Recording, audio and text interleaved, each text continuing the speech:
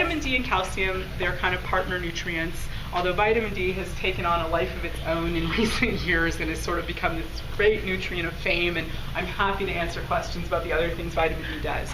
But in terms of its relationship to calcium and bone, it really is very important. So we need enough vitamin D both to properly absorb calcium and also to tell calcium what to do. So meaning without enough vitamin D, calcium's just not as smart. It doesn't necessarily know that it should go to your bone without enough vitamin D. So it really does both things. And vitamin D deficiency is, first of all, it's extremely common before surgery. And the numbers would actually have it that it's more common before surgery than it is after surgery. So it's highly, highly, highly associated with obesity. And even left alone, just as people lose weight, their vitamin D levels tend to rise, especially during the time people are actively losing weight. Can anybody guess why? Anybody with a good guess why? The fat? Yeah, the fat. So vitamin D is fat soluble, okay? And fat soluble vitamins store in fat, right? So as people lose fat tissue, they actually free up their own vitamin D, and it goes back into circulation. So a lot of times people have it, but they can't use it. It's kind of like when you didn't have the protein to carry the vitamin A around. We find it's there, and as people go through, especially a period of rapid weight loss, their levels will tend to rise naturally, and when weight loss stabilizes, it will tend to flatten out.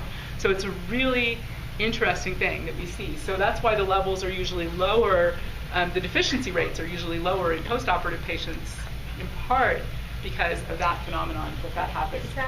So it's very common. Up to 80% of people before surgery have vitamin D deficiency.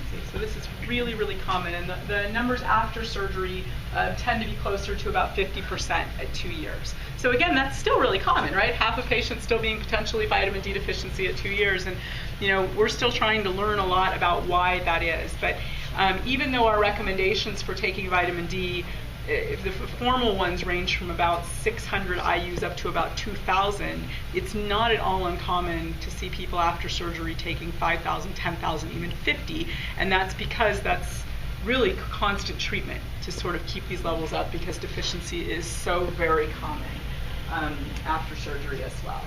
So as I said, guidelines for vitamin D are kind of officially in this lower range, 400 to 2,000-ish, but I'm telling you, it's if your doctor has told you to take 10,000 or 50,000, it's not crazy. It's usually very well founded and based on labs.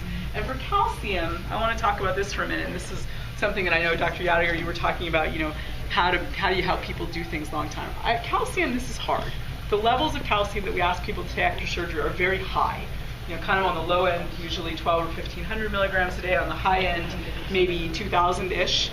And we ask people most of the time to take calcium citrate, which means they're taking a lot of pills. And this is a hard thing to do day in and day out. So, this is something maybe we want to talk about when I open up for some questions, is what are some strategies for being more or less successful with that? Because it is really important. Bone loss is a really big long-term risk with bariatric surgery, with all of our bariatric surgeries.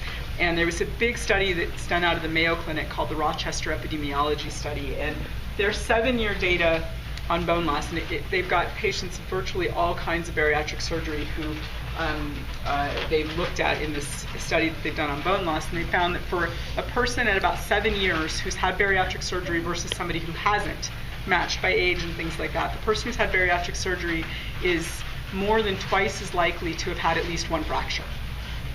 Okay, so that's a big deal. In fact, I think in their data they found the average fractures at patients 2 to 11 years was something like 2.2 fractures per person. So it's really, really high compared to the general population.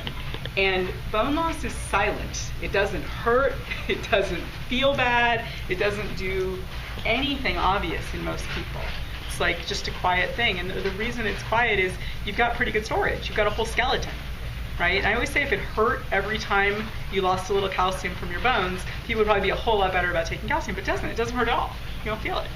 And oftentimes the first thing that people feel is break of the bone. So it is one of the places where we do have to be really vigilant with prevention. I think it's one of the hardest things to do preventively, because you might be taking 3, 4, 5 calcium pills a day, and that can be challenging.